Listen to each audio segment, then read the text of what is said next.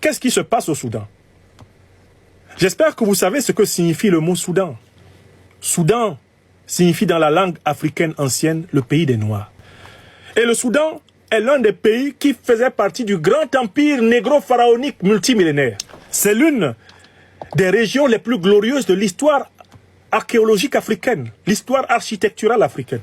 Soudan signifie pays des Noirs. C'est-à-dire, en fait, le Soudan signifie l'Afrique. Donc, le mot Soudan, c'est l'appellation arabisante, de Kemet.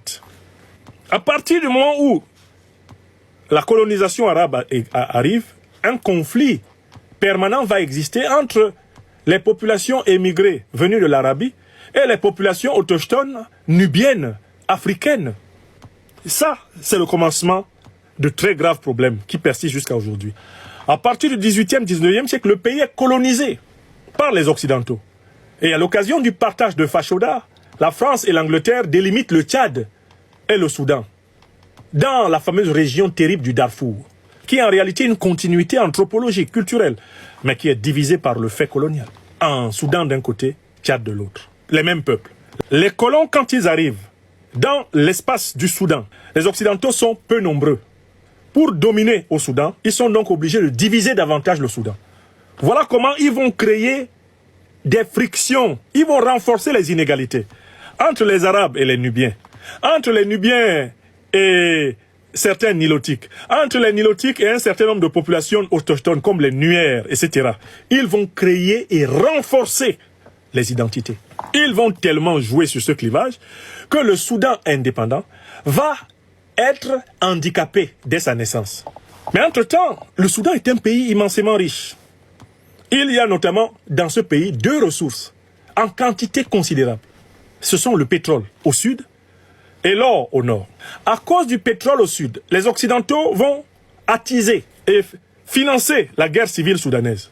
Ce sont eux qui vont armer John Garang, le chef de la rébellion du Sud-Soudan, pour que celui-ci se batte et obtienne la partition du Soudan. Voilà comment va naître la région du Sud-Soudan, dont le pétrole est massivement exploité par l'Occident. Maintenant, dans le Soudan du Nord, il va y avoir une élite, une oligarchie militaire arabe, incarnée par le général Abdel Fattah Burhan, soutenu par l'Égypte et l'Arabie Saoudite. Et il va y avoir une autre faction militaire, anciennement appelée les Janjaouides, des milices tribales, qui étaient sous la direction des Arabes de l'oligarchie militaire, pro-égyptienne et saoudienne, et qui étaient chargés de pacifier les ethnies négroïdes du Sud. Ces miliciens Janjaouides vont être reconstitués en une force qu'on appelle aujourd'hui le FSR, les forces de soutien rapide du général Hemeti. Hemeti, quant à lui, est soutenu par les Émirats Arabes Unis et leurs alliés dans la sous-région, qui lui procurent des armes. Et que font les 2 groupes qui s'affrontent? Les 2 groupes qui s'affrontent pour contrôler la ressource essentielle du Nord-Soudan. Abdel Fattah Burhan se bat pour prendre l'or de son pays, le vendre à travers les Égyptiens et les Émirats Arabes Unis au monde entier. De son côté, Hemeti se bat pour piller l'or de son pays et le vendre au monde entier à travers ses parrains, les Saoudiens. Entre-temps, le peuple soudanais se meurt. Voilà la tragédie soudanaise. Ce qui se passe au Nord-Soudan, c'est que 2 clans qui sont également haineux envers leur propre peuple s'affrontent pour contrôler l'or et le commercialiser au monde. Alors, que pouvons-nous faire pour le Soudan? Le premier devoir, en tant qu'Africains et Africains, que nous avons à remplir, c'est de faire connaître la tragédie soudanaise autour de nous. Nous devons tous être des ambassadeurs du peuple soudanais en souffrance. Personne ne doit se mettre à côté de ce travail. On a un deuxième devoir, c'est qu'on doit s'adresser de manière très vigoureuse aux parrains de la guerre.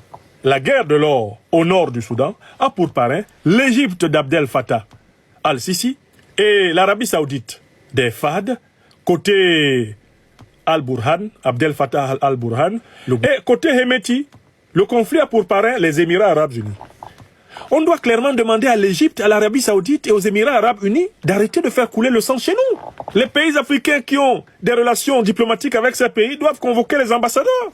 Ça, c'est le niveau de la pression diplomatique. Moi, je ne sais pas comment on peut mettre fin à cette guerre si l'Arabie Saoudite, l'Égypte et les Émirats Arabes Unis ne sont pas pris en chasse par les opinions et par les responsables politiques. Maintenant, il y a un troisième niveau qui est le niveau humanitaire. Nous devons essayer de savoir comment faire parvenir de l'aide à nos frères et sœurs du Soudan.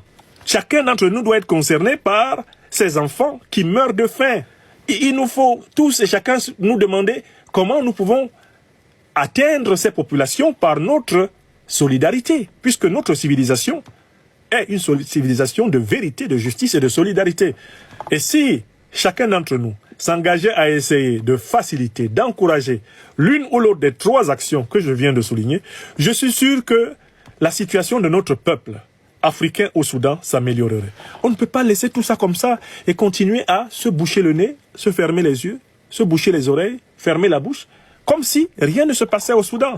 Ce qui se passe au Soudan, c'est que nous, les Africains, nous y sommes tous déshumanisés.